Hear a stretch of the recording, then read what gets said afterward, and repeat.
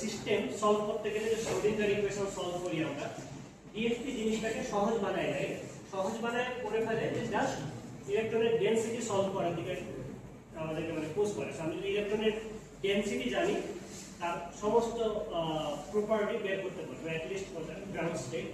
তো ব্যাপারটা হচ্ছে এইভাবে চিন্তা করতে পারেন যে ডিএফটি হচ্ছে kind of A trade offer. আপনি তাকে স্ট্রাকচার দিবেন, আপনাকে সেটার ওই ম্যাটেরিয়ালের সমস্ত প্রপার্টি বলে দিবেন।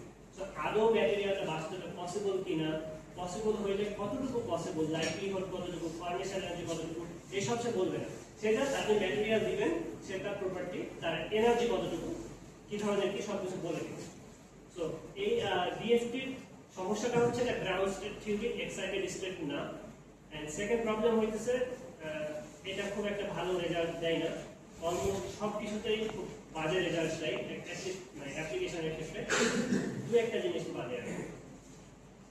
সো ডিএফটি তাহলে আমাদেরকে কি বলতে পারে, কি কি জিনিস ডিএফটির মাধ্যমে পাওয়া যায়? আমরা বলতেছি এভরিথিং, বাট এভরিথিং এর ভিতর কি কি ইনক্লুডেড একটু সেটা হচ্ছে কোনো ম্যাটেরিয়ালের বা কোনো মলিকুলের লেটস বন্ড লেন্থ পাওয়া যায় বা বন্ড অ্যাঙ্গেল। সো যদি আপনাদের কাছে দুইটা মলিকুল থাকে তাহলে আপনি বন্ড লেন্থ পাচ্ছেন, বা তিনটা যদি মলিকুল থাকে তাহলে তারা বন্ড অ্যাঙ্গেল ক্রিয়েট করতে পারে, তিনটা মলিকুল থাকে। কিংবা যদি চারটা মলিকুল থাকে তাহলে একটা ডাইহেড্রাল অ্যাঙ্গেল বলে, সেটা ক্রিয়েট করতে পারে। সো বেসিক্যালি পুরো ম্যাটেরিয়ালের ক্রিস্টাল স্ট্রাকচার কেমন হবে ডিএফটি বলে দিতে পারে। কিভাবে বলে দিতে পারে? এটা হচ্ছে লেটস সে এইটা একটা एग्जांपल যে আপনি একটা মলিকুলে বন্ড লেন্থ কমায়া বাড়ায় বিভিন্ন ভাবে ডিএফটি এর কাছ থেকে এনার্জি চাইবে। সো বললেন যখন ম্যাটেরিয়ালের বন্ড লেন্থ 1.2 তখন তার এনার্জি 1.24, তখন এরকম। তো এইভাবে বিভিন্ন বন্ড লেন্থ চেঞ্জ করে যখন ম্যাটেরিয়ালের এনার্জি বের করবে, তখন যে মিনিমাম পয়েন্ট হবে যেটা তার এনার্জি, সেটা ম্যাটেরিয়ালের অ্যাকচুয়াল বন্ড লেন্থ হবে। কারণ ম্যাটেরিয়াল সবসময় যখন তারা বন্ড করে এনার্জি মিনিমাইজ করার ট্রাই করে। তো ডিএফটি আপনাকে ডিরেক্ট বলে দিল না, ডিএফটি আপনি জাস্ট ম্যাটেরিয়ালটা তৈরি করতেছেন কম্পিউটারে ডিজাইন করে, তাকে বলতেছেন এটা এনার্জি কত, এনার্জি পাইতেছেন, দেন আপনি নিজে অ্যানালাইসিস করতেছেন বিভিন্নভাবে যে তাহলে এটা অ্যাকচুয়াল বন্ড লেন্থ সম্ভবত এত হবে। তো এই ধরনের তার স্ট্রাকচার বলে দিতে পারবে ডিএফটি। সেকেন্ডটা হচ্ছে যে তার ইলেকট্রনিক প্রপার্টি, ম্যাটেরিয়ালের ব্যান্ড স্ট্রাকচার বা density of state, charge density, এগুলো। তার ম্যাগনেটিক প্রপার্টি, যেমন ম্যাটেরিয়াল থেকে একটা কার্বনের লিনিয়ার চেইনের ইলেকট্রন ডেনসিটি কেমন হয়, সেই রকম লিনিয়ার। যেটা হচ্ছে অ্যালুমিনিয়ামের ডেনসিটি অফ স্টেট, যেমন দেখা যাচ্ছে অ্যালুমিনিয়াম মেটাল, কারণ তার যে ফার্মি লেভেল সেটা হচ্ছে 3000% ক্রস করতেছে আর কি। এবং এটা হচ্ছে অ্যালুমিনিয়ামের সম্ভবত সেটা হচ্ছে যে band structure, which is not silicon। Next হচ্ছে তার মেকানিক্যাল প্রপার্টিজ পাওয়া যায় বা ভাইব্রেশনাল এবং থার্মাল প্রপার্টিজ। সো আমি মেকানিক্যাল বা ভাইব্রেশনাল প্রপার্টি কখনোই মানে পার্সোনালি এক্সপ্লোর করি নাই, তো বলতে পারতেছি না তেমন। বাট ইউজুয়ালি মানুষজন বলুন যেমন একটা ম্যাটেরিয়াল হিট কন্ডাক্ট করবে কিনা বা করলে কোন ডিরেকশনে করবে, এই টাইপের জিনিসপত্র বের করতে পারবেন। তারপর থার্মাল কন্ডাক্টিভিটি এটা। এবং লাস্ট হচ্ছে অপটিক্যাল প্রপার্টিজ, যেমন ভ্যারিয়াস স্পেক্ট্রা, অ্যাবসর্পশন স্পেক্ট্রা বা এক্সাইটেশন স্পেক্ট্রা, এগুলো কেমন হবে, বা তার জিরো কোণ লাইন, এই ধরনের প্রপার্টি ডিএফটি থেকে আমরা বের করতে পারি। This is just DFT summary. And এইটা আমি যে বললাম যে নর্মাল ম্যাটেরিয়ালের ক্ষেত্রে ডিএফটি ইজিয়ার, বাট ডিফেক্টের ক্ষেত্রে কেন এত ঝামেলা করতে হবে, কঠিন কেন ডিফেক্টের ক্ষেত্রে? তার কারণটা হচ্ছে যে ডিফেক্টের ক্ষেত্রে আমাদের অ্যাপ্রোচটা নরমাল ম্যাটেরিয়ালের মতো হইলে হয় না। যেমন এটা আমাদের একটা normal material, let's say this is zinc sulphide, এখানে 8টা অ্যাটম আছে।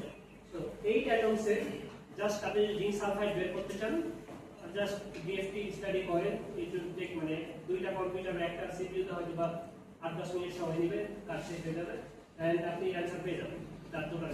কিন্তু সমস্যা হচ্ছে আমি যদি এটা একটা লেটস সে জিঙ্ক সালফাইড, এটা জিঙ্ক, আমি একটা জিঙ্ক সরাই অন্য আরেকটা ম্যাটেরিয়াল দিলাম, অ্যাটম নাম্বার চেঞ্জ হলো না, কোনো কিছু হইলো না, কিন্তু দেখা যাচ্ছে 8টা অ্যাটমে একটা অ্যাটম চেঞ্জ হইলো। সো এই ড্রপিং বা ডিফেক্টের যে কনসেন্ট্রেশন এটা অনেক বেড়ে গেল। সো যখন আমরা এইরকম ইউনিট সেলকে চেঞ্জ করব, এর পাশে ইউনিট সেল আরেকটা আছে এবং আরেকটা আছে, সো এটা যেহেতু রিপিটেড ইউনিট সেল, তখন দেখা যায় যে ড্রপিং কনসেন্ট্রেশনটা অনেক বেড়ে যায়। কিন্তু টিপিক্যালি এক্সপেরিমেন্টালে আমরা যে বললাম যে পার্টস পার বিলিয়ন বা পার্টস পার মিলিয়ন বা তার থেকেও আরো লো ডোপিং কনসেন্ট্রেশন থাকে।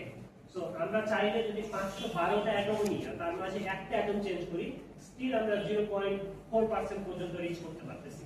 কিন্তু অ্যাকচুয়ালি এক্সপেরিমেন্টাল কন্ডিশনে আমাদের থাকে 0.001 বা এটা তো পার্টস পার মিলিয়ন, এর থেকেও আরো অনেক অনেক কম কনসেন্ট্রেশন, যেটা কোনোভাবেই পসিবল না। কারণ আপনার কম্পিউটারে 10টা অ্যাটম নিতে দেখা যাচ্ছে র্যাম লেগে যাচ্ছে 1 জিবি।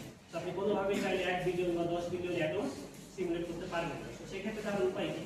উপায়টা হচ্ছে আমাদের সুপারসেল অ্যাপ্রোচে যাওয়া এবং কারেকশন টার্ম ইউজ করা। কারেকশন টার্ম কি? এনার্জি আমরা বের করে ফেলবো ওই 64 বা 100 অ্যাটম বা এই রকমের করে একটা অ্যাটম দিয়ে এই ডিফেক্টে, বাট দেন পরবর্তীতে আমরা সেই এনার্জি থেকে কিছু বাদ দিব বা যোগ করব। যে আমরা বলবো যে মানে কতটুকু এনার্জি বাদ দিব বা যোগ দিব সেটার জন্য আলাদা থিওরি আছে, সেগুলো হচ্ছে কারেক্টিভ অ্যাপ্রোচ। তো এগুলো কোড আপনাকে বলে দিবেন না, আপনাকে ডিএফটির মাধ্যমে এই জিনিসের এনার্জি আগে বের করে ফেলতে হবে, দেন ওই কারেক্টিভ অ্যাপ্রোচ গুলোর সাহায্যে ওই এনার্জিটাকে রিফাইন করা যাবে। তো আমাদের যে প্রধান টার্ম মানে মেইন যে ফোকাস পয়েন্ট সেটা হচ্ছে ডিফেক্ট ফর্মেশন এনার্জি। এই জিনিসটাই হচ্ছে বেসিক্যালি লাস্ট 2 বছর ধরে মানে আমরা বের করতেছি। এখন এই জিনিসটা ইকুয়েশন ওয়াইজ খুব একটা কঠিন না, দেখতে একটু ভয়ঙ্কর ইকুয়েশনটা।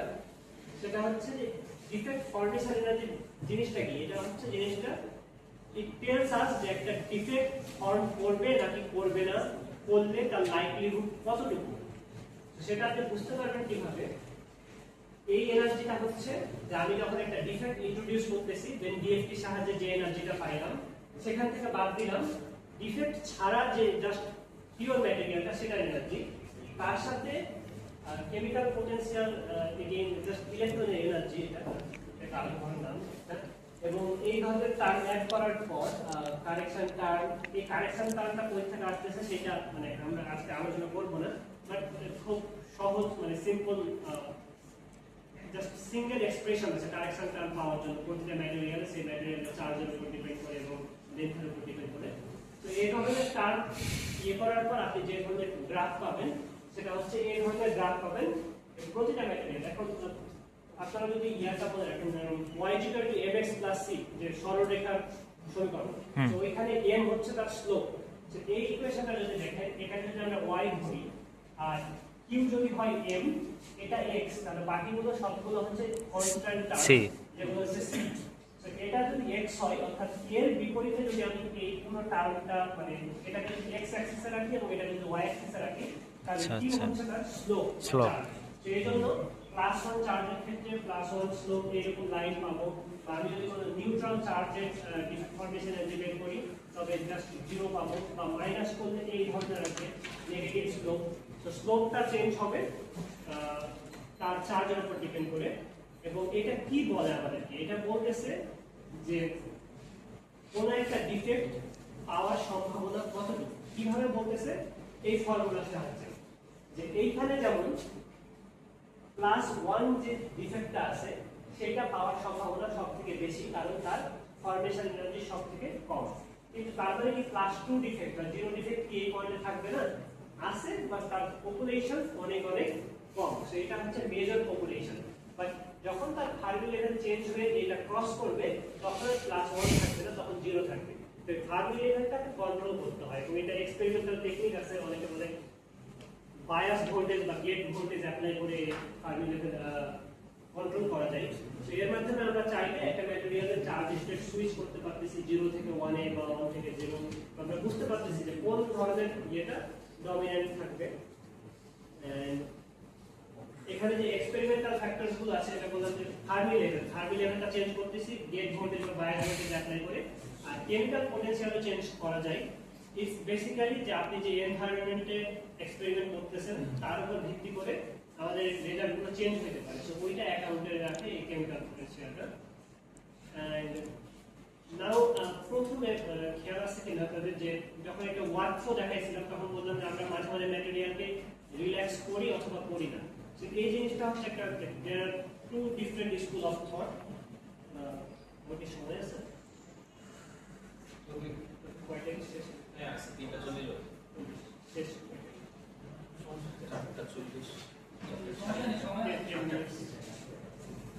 সো এখানে কোন ধরনের স্ট্রাকচার চেক করতে হবে এটা নিয়ে সায়েন্টিস্টদের ভিতরে একটু গন্ডগোল আছে। কেউ বলে যে আপনার যে ম্যাটেরিয়াল আমরা পাই ডিফেক্ট ইন্ট্রোডিউস করার পর কোনো কিছু চেঞ্জ করার দরকার নাই, জাস্ট আনরিল্যাক্সড রেখে দিবেন। কেউ বলে যে না, সেটাকে নতুন ভাবে একটা ডিফেক্ট যদি আমি ইন্ট্রোডিউস করি, দেখছি আমাদের সিলিকন আছে, একটা সিলিকন সরাই দিলাম, যে ভ্যাকেন্সি ক্রিয়েট হইলো, এখন দেখতে হবে যে পাশের অ্যাটমগুলো ওই জায়গাটা ফিল আপ করে ফেলে কিনা বা কিছুটা ক্লোজ হয়ে আসে কিনা। তো এই দুইটা স্কুল তাদের প্রত্যেকের মেরিট আছে কথা, সেটা হচ্ছে রিল্যাক্স নাকি আনরিল্যাক্স, কোন ধরনের জিওমেট্রিতে আমরা ক্যালকুলেশনটা করবো। For example